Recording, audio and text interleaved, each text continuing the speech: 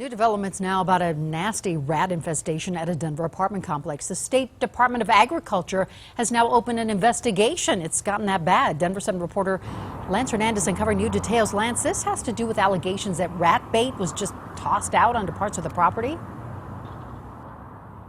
And Ag Department officials aren't commenting because the case is under investigation, but we've learned that a locally owned pest control company did the initial work placing rodenticide on this property here, and that a nationally known pest control firm was brought in over the weekend to remedy the situation, and they're still working on it. Yeah, they definitely have rats.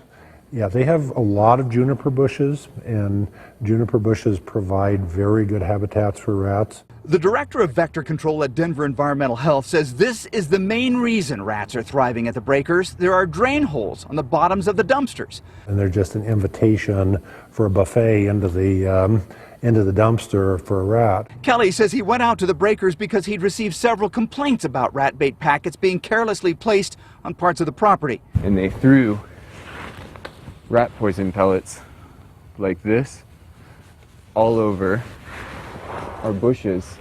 An industry source told Denver 7, if that's true, it was irresponsibly done. He says, I can't imagine a scenario where you toss a packet out like that.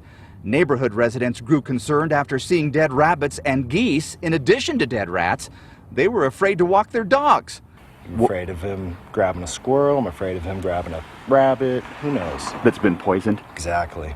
Kelly says the breakers are doing things right now. They're definitely on the right track, and they're taking the right steps.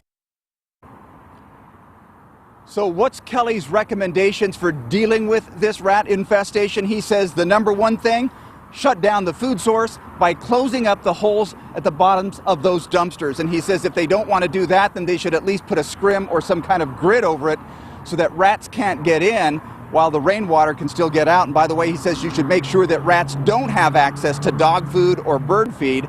Otherwise, that's going to be a big problem. And that's something that he's recommending that nearby apartment complexes do too. Otherwise, those rats are going to move over once the food source is shut off here. In Denver, Lance Hernandez, Denver 7.